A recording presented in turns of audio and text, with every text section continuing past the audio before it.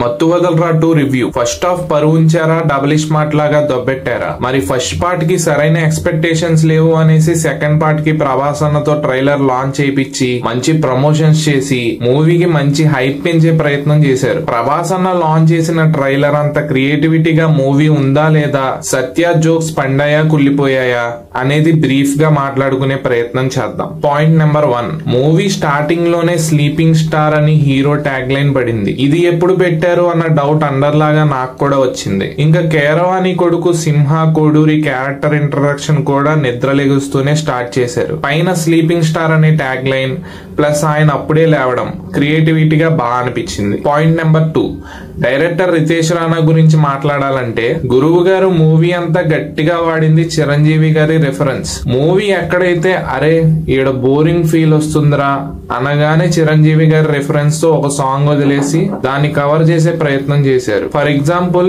ఇక్కడ movie bore కొడుతుందిరా అన్నప్పుడు 16 ఏళ్ల వయసు సాంగ్ పడుతుంది. క్లైమాక్స్ లో రిఫరెన్స్ బాగుంటది.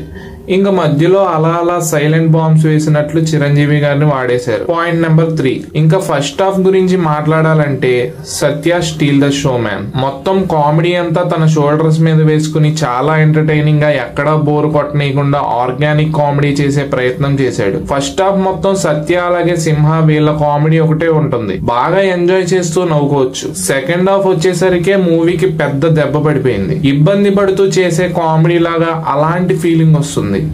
అలాగే కామెడీ జెన్యూర్ నుండి బయటికి వెళ్లిపోయి స్టోరీని ముందుకు తీసుకుని వెళ్లే ప్రయత్నం చేశారు. ఈ విషయంలో మూవీ ఫెయిల్ అయింది. Point number 4, BGM and songs విషయానికి వస్తే కాలభైరవ బీజిఎం తో ఇచ్చి పడేశాడు. He rock the show. అంటే కామెడీ సీన్స్ కి తగ్గట్లు ఎక్కడ ఎలాంటి బీజిఎం వేయాలో పర్ఫెక్ట్ గా వేశాడు. ఇంకా సాంగ్స్ అంటారా, మెయిన్ గా 2 సాంగ్స్ కనిపించాయి. ఒకటి మత్తు వదలరా థీమ్ సాంగ్, ఇంకొకటి లాస్ట్ లో ఒక ప్రమోషనల్ సాంగ్ పడుతుంది.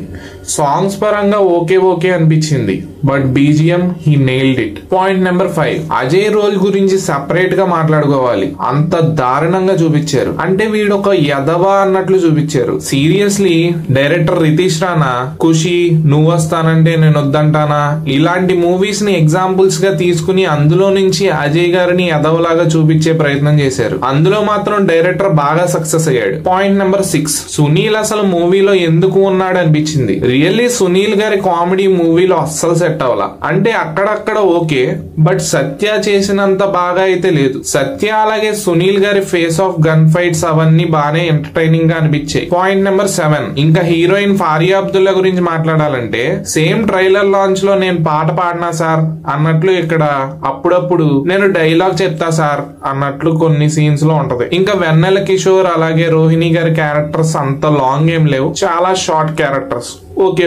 ఇంకా ఫైనల్ గా మూవీ చూడొచ్చా బ్రో అంటే ఒక్కసారి చూడొచ్చు, ఎందుకంటే వీకెండ్ కి ఏం మూవీస్ లేవు కాబట్టి ఒక్కసారికి నేను మూవీ చూద్దామనే సజెస్ట్ చేస్తా. ఇంకా మీ ఇష్టం. First half full entertainment, second half కొంచెం లాగ్. పర్లేదు బ్రో మేము అడ్జస్ట్ అవుతామంటే you can watch. Thank you for watching guys.